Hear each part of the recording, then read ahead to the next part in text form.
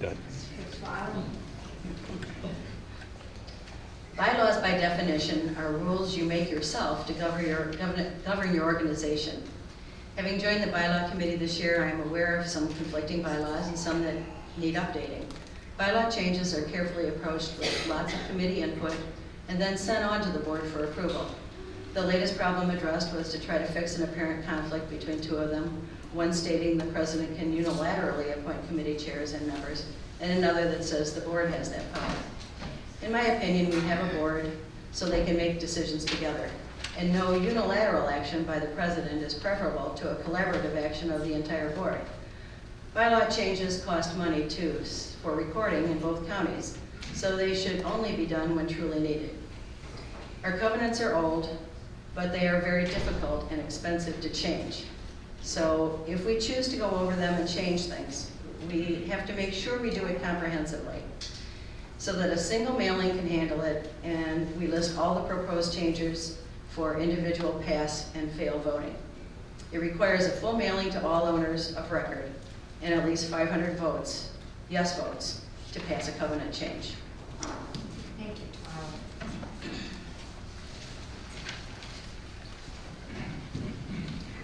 The second question is, a controversial subject has been the Welcome Center building. What are your thoughts about the future of the Welcome Center? Pat? Can you hear me? You know what? I think I should change my performance. I think it's more important that we all get heard than me.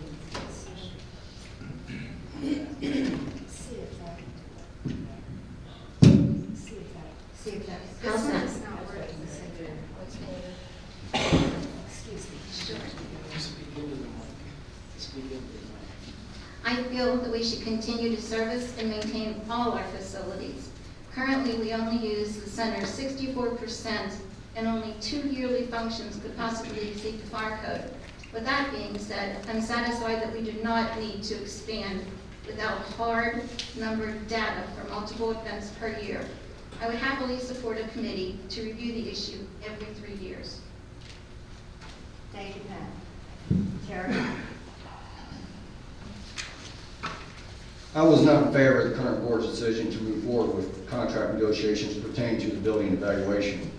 I do welcome ideas on how to improve our facilities, but it must be done in the best interest of the community and with the full support of the owners. Results of the survey as voted on by the owners clearly demonstrated their unwillingness to move forward with the building survey. I believe subsequent actions by some members of the board raised more questions than answers could provide. For example, the project was not budgeted, nor were the funds properly identified to pay for such a project. One solution to this dilemma for a building survey could be as simple as redefining the building itself.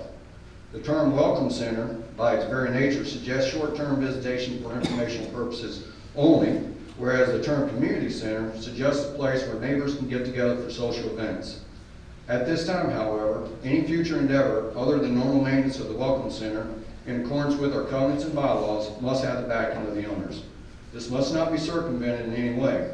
I believe it is the responsibility of all board members to listen to the owners they represent. This builds trust and fosters a healthy working relationship. Thank you, Terry. Don?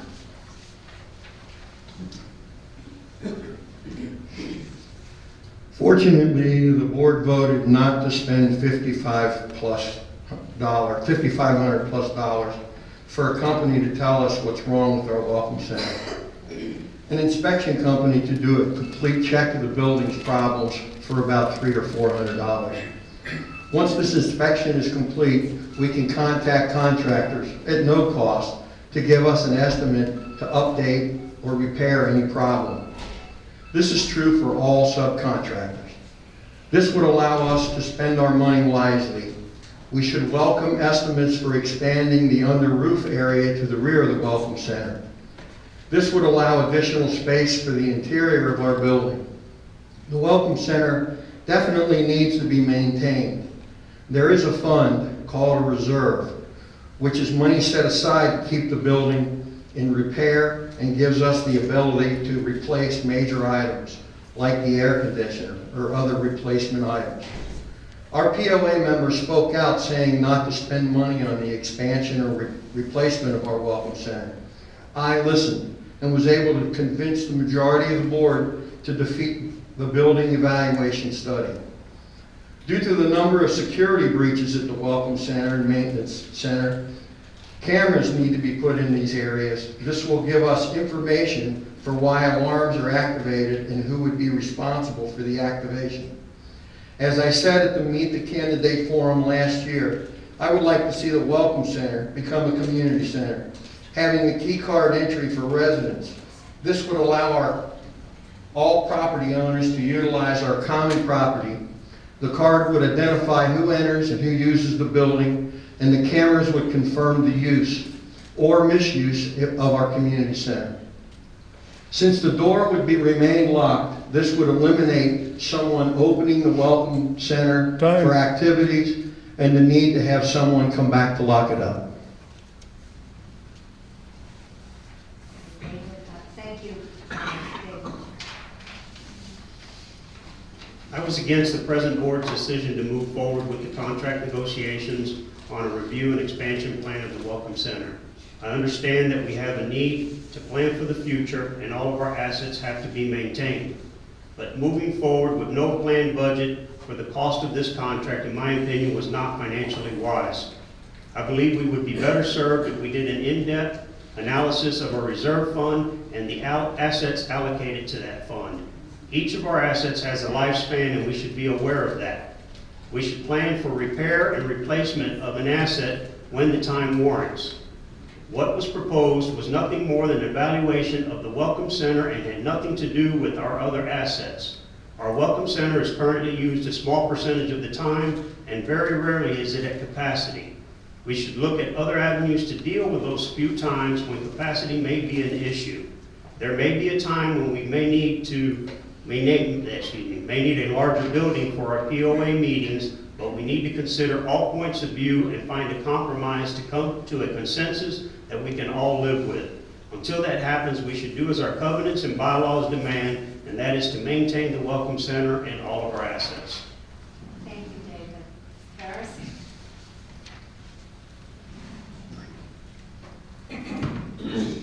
The Welcome Center is the heart of the community. It is used not only to conduct the day-to-day business of the Cove, but also for committee meetings, club meetings, weddings, co-sponsored activities, and many other events. Since I've been a resident of the Cove, the use of the Welcome Center has expanded dramatically. At the present time, the POA does not have a plan for the Welcome Center, nor does it know the condition of the Welcome Center. Discussion of a plan for the Welcome Center started 2 years ago. The Board of Directors was made aware that quite often attendance at community events exceeds the maximum capacity of the building. Also frequently, there are more requests to use the Welcome Center than there is availability. There needs to be a way to hold more than a single meeting at a time in this conference room. But rather than address the above and other concerns upon a piecemeal fashion, it is my opinion that the Cove needs a 5 or 10-year plan to address any and all deficiencies of the building and to prepare for growth in the community. Without knowing what we have, it is impossible to plan and prepare for the future. And in my opinion, a director of the board is charged with current management of the Cove and planning for the future, which includes proper management of the Welcome Center. Thank you, Harris. Alvin?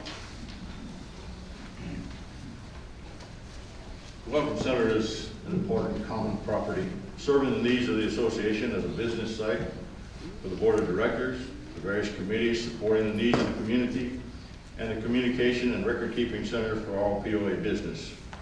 In addition, the building is an important place for numerous clubs, social activities for small groups, as well as large community-wide gatherings.